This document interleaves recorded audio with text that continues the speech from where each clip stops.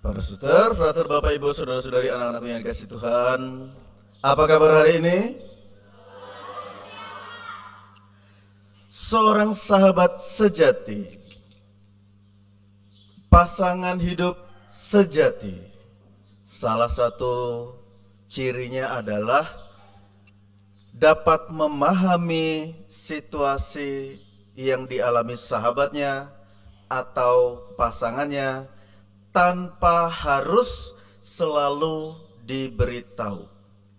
Maka apa yang dapat kita jadikan pegangan untuk bisa mengetahui apa yang sedang dialami oleh sahabat kita ataupun pasangan hidup kita? Kurang lebih ada beberapa hal. Yang pertama dari mimiknya, yang kedua dari tutur katanya, dan yang ketiga dari tingkah lakunya. Dari mimik kita bisa melihat jika ada perubahan-perubahan ekspresi wajah. Kalau marah biasanya dahinya mengkerut. Kalau sedang sedih biasanya tatapannya jauh, kemudian mata berkaca-kaca. Jika sedang bersukacita biasanya bibirnya tertarik ke belakang. Ya, berbagai mimik yang bisa kita lihat. Yang kedua dari kata-katanya. Jika dia sedang bergembira pasti banyak hal baik yang diceritakan. Jika dia sedang marah pasti banyak hal yang tidak menyenangkan yang sedang ia katakan. Sebaliknya jika ia sedih bisa saja dia diam atau menceritakan apa kesedihannya. Yang ketiga dari tingkah lakunya. Kita bisa lihat kalau orang sedih biasanya menyendiri, murung. Atau kalau orang yang sedang bersukacita ada yang berjoget-joget, berlompat-lompat dan lain sebagainya. Nah, kita bisa melihat dalam kehidupan kita sehari-hari. Kalau boleh berbagi, saya kemudian merenungkan pengalaman hidup di tengah keluarga. Contoh, ketika bapak saya sedang kehabisan rokok, sudah mulai dia duduk, tatapan jauh ke belakang, tidak jelas apa yang dia bayangkan. Terus kemudian tidak lama ibu saya datang memberikan sejumlah uang, sana beli rokok, kemudian sumringah. Atau ketika ibu saya sedang ngomel-ngomel, tidak jelas apa, kemudian bapak saya pergi dan datang membawa terang bulan. Ibu saya mulai senyum. Perubahan-perubahan mimik, ekspresi, tingkah laku, kata-kata yang tidak biasa bisa menjadi indikasi bahwa ada sesuatu kebutuhan yang diharapkan oleh pasangan kita, oleh sahabat kita. Maka berusahalah untuk memahami akan perubahan ini. Sehingga tak jarang ketika pasangan tidak dipenuhi kebutuhannya, ia akan mengatakan kepada pasangannya, kamu ini tidak peka, kamu ini tidak mengerti apa yang saya inginkan. Ya memang kita bukan dukun, kita bukan pembaca atau peramal yang bisa mengetahui apa yang menjadi keinginan orang lain. Tetapi sekurang-kurangnya kita dapat melihat perubahan-perubahan yang ada dalam diri sahabat kita ataupun pasangan kita, sehingga kita mulai memahami apa sih yang ia butuhkan. Jadi jangan selalu melihat apa yang nampak di luar sebagai sesuatu yang menyebalkan atau tidak menyenangkan.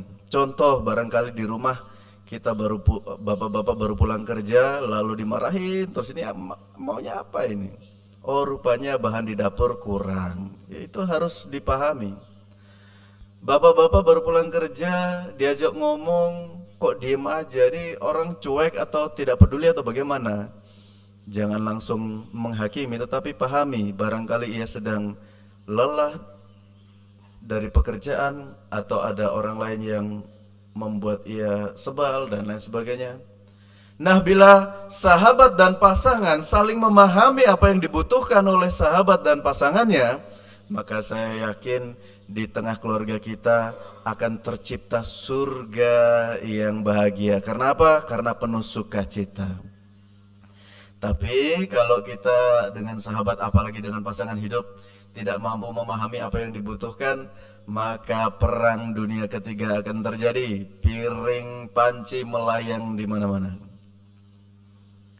Saudara-saudara yang dikasihi Tuhan, pengenalan akan sesama membuat kita tahu apa yang dibutuhkan oleh orang lain. Kita bisa berjuang untuk mengadakannya dan dapat menciptakan relasi yang lebih harmonis. Hari ini kita mendengar dalam bacaan kedua bagaimana surat Yakobus memberitahukan kepada kita bila iman hanya dinyatakan dalam kata-kata tanpa perbuatan, maka hal itu tidak ada gunanya. Cinta yang ada di dalam diri kita yang tidak kita nyatakan dalam tingkah laku, perbuatan, maka cinta itu bisa dikatakan hanya sebuah kata yang menyenangkan telinga, kata yang meneduhkan hati, tetapi tidak mampu meraih tangan yang menanti genggaman. Maka saudara-saudara yang dikasihi Tuhan, iman sekali lagi mesti dinyatakan dalam perbuatan. Dan bagaimana kita bisa menyatakan iman kita dalam perbuatan jika kita tidak mengenal Tuhan yang kita junjung? Sehingga hari ini Yesus bertanya kepada murid-muridnya, menurut kamu apa kata orang tentang saya? Siapa saya menurut kata orang? Kemudian para murid menyebut, ada yang bilang Elia, para nabi dan sebagainya. Tetapi yang paling penting adalah bagaimana menurutmu, siapakah aku? Menurutmu. Dengan tegas Petrus menjawab, apa anak-anak kami? Anak-anak kami? Ketika Yesus bertanya kepada para muridnya, tetapi menurut kamu siapakah aku ini? Petrus menjawab, anak kami yang lengkap. Satu orang maju ke depan. Satu orang maju ke depan. Romo tidak dengar siapa itu. Maju ke depan. Engkau adalah Mesias anak Allah. Maju ke depan. Maju ke depan sini, maju ke depan sini. Satu orang maju ke depan sini. Ayo maju ke depan, jangan malu-malu. Masuk TV loh, oh, masuk TV nanti. Ayo, maju ke depan sini, satu orang.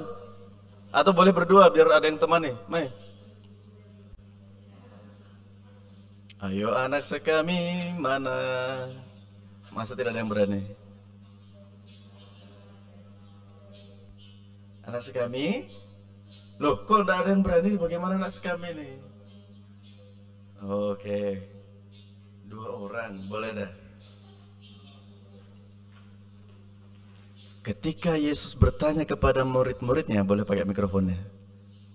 Siapakah aku menurutmu? Petrus menjawab, engkau adalah Mesias. Ya, terima kasih. Nanti yang satu dapat hadiah lagi. Terima kasih. Engkau adalah Mesias. Mesias itu artinya sang juru selamat. Maka jika kita bersama para murid tahu bahwa Yesus adalah sang penyelamat, maka kita akan berusaha untuk setia kepadanya, tidak berpaling dari Yesus junjungan kita. Setia kepada sang juru selamat. Dan jika kita sudah setia, pasti kita berjuang untuk bagaimana menyenangkan sang juru selamat kita itu. Sehingga Bapak Ibu Saudara-saudara yang dikasihi Tuhan, semoga melalui bacaan suci hari ini kita semakin mengenal pribadi Yesus dalam hidup kita dan berusaha untuk menjadikan diri kita masing-masing sebagai sarana pewartaan kasih-Nya, menjalankan apa yang Tuhan kehendaki atas diri kita melalui tutur kata dan tingkah laku. Ciptakan persahabatan, ciptakan perdamaian dan kerukunan di antara masyarakat pun juga dalam keluarga, sehingga kita boleh menjadi sarana keselamatan bagi semua orang. Semoga Kristus menyertai kita. Amin. Saudara-saudara yang dikasihi Tuhan, marilah kita bangkit berdiri, kita membarui iman dan kepercayaan kita. Aku percaya akan Allah Bapa yang Maha Kuasa, pencipta langit dan bumi, dan akan Yesus Kristus putranya yang tunggal